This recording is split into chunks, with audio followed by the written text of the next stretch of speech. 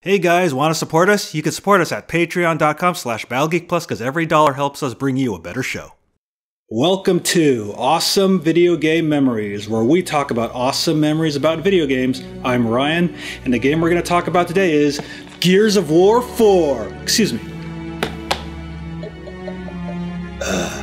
Welcome home, son.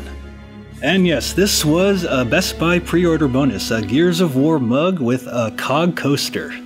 So Gears of War 3 ended on a bit of a sad but a hopeful note that humanity was going to have a future. So where were they going to take the story from there? So I remember back at E3 2015 during the Microsoft press conference, they showed a preview of Gears of War 4 and I was like, oh wow, they're really going to do another Gears of War after the way Part 3 ended? Okay, I know Cliff Bleszinski's not involved, but I hope it's good.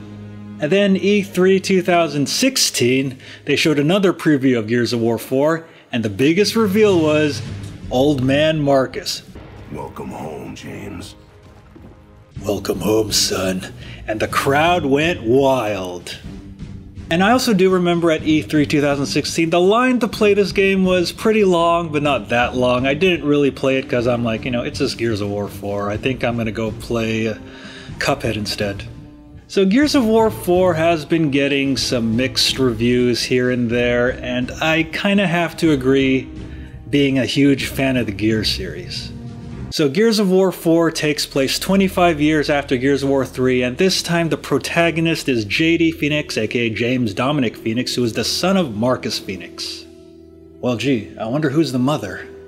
And JD is accompanied by his two friends, Del and Kate, who act more as the straight men to JD's more optimistic and wisecracking attitude. So JD's not exactly as grumpy as his father.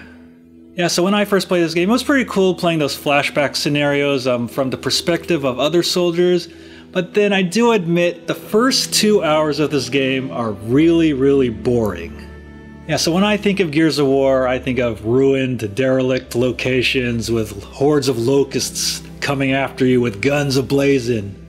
But the beginning of this game takes place in this really sunny, nice area, where you're trying to steal this item called the Fabricator, led by Kate's Uncle Oscar, who's fucking cool.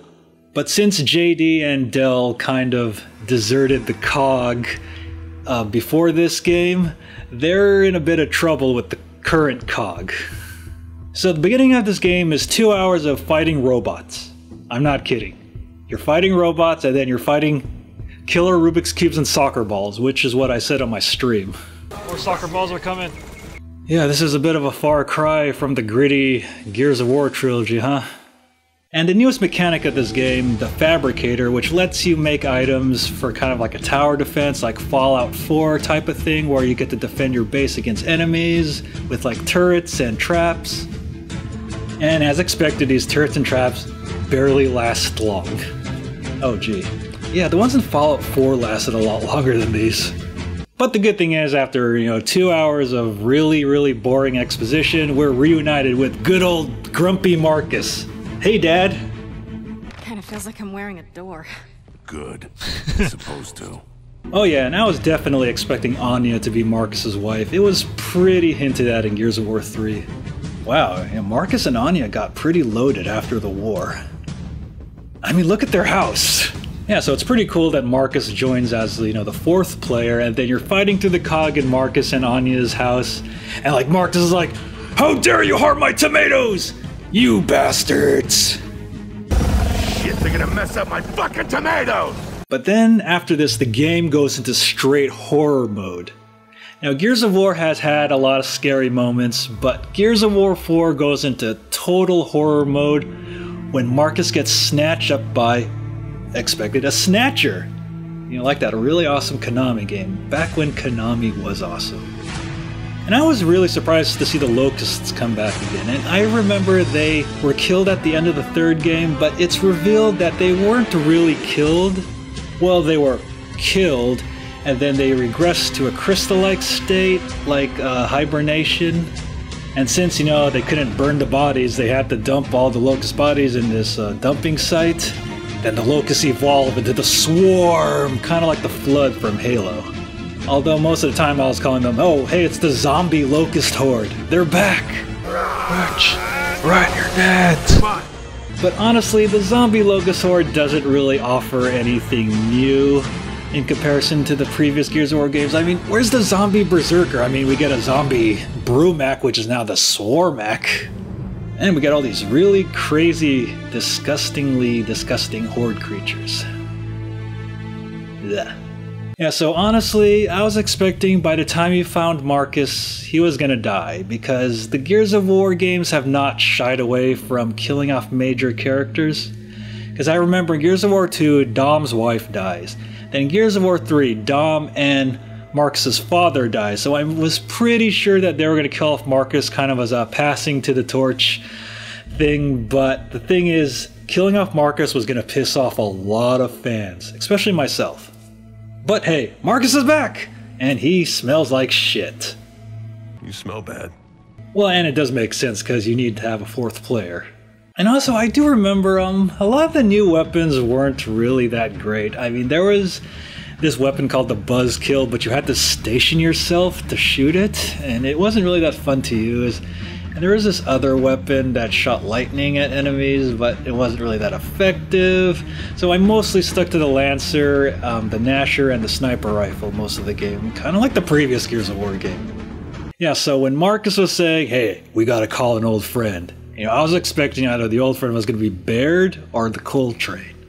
But to my surprise, it was both of them! Uncle Baird, Uncle Coltrane! Oh, hey, the Coltrane hasn't aged a bit. And I was really hoping Del was going to be the Coltrane's son, although Del is nothing like the Coltrane. Hey Baird, you look a little different. Did you shave or something? You shaved your beard, huh? So about Kate's mother, I was definitely expecting her to die. I mean, she wasn't a major character, kind of like Dom's wife in the second game, and I was expecting her to be in the giant locust burial ground. And oh yeah, the final boss, I thought that wasn't going to be the final boss. I mean, it was this huge, gigantic, swarmy thing, and it was pretty easy to beat in my opinion. And I thought after that we were going to have to go through another whole maze of tunnels to get to Kate's mother, but that was it. I was like, what? That's it? And, you know, poor Kate's mother dies. Although something hints at her heritage. Yeah, so then that's it. That was Gears of War 4. I mean, I honestly thought it was going to be a lot longer. I mean, the Gears of War games aren't really that long, but Gears of War 4 felt really, really short in my opinion. So the big problem I had with Gears of War 4, like a lot of people have been saying, like the characters, you know, JD, Del, and Kate, they don't have the chemistry that Dom, Marcus, Baird, and the Coltrane had. You were supposed to keep him out of trouble. Now, you know that's not possible.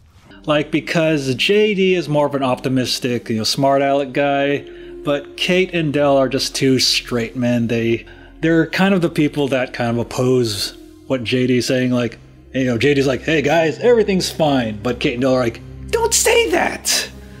And also one of the best things, but also one of the biggest problems is, the cool thing is, like, the old characters come back, but the bad thing is, the game makes you care more for the old characters than you do for the new characters. Like, I was hoping Gears of War 4 was going to be more of a passing of the torch to JD, which it's definitely going to be that way in the next game, but you really cared more for Marcus, Dom, and the Coltrane rather than JD and his group.